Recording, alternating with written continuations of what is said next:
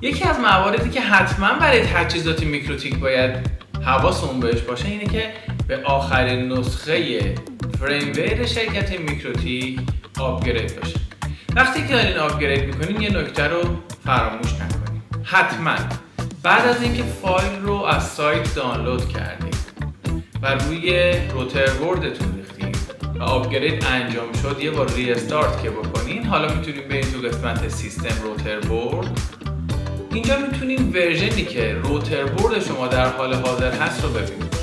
بعد از آپگرید کردن حتما باید تو این قسمت آپگرید روتر بورد رو هم بزنید تا روتر بوردتون هم به آخرین ورژن آپگرید بشه.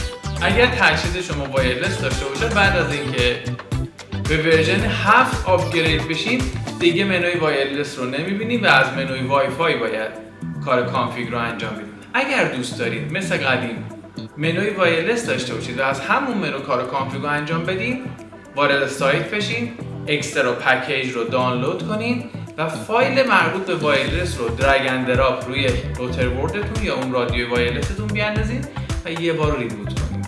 منو به صورت گذشته باز وایرلس براتون اضافه میشه.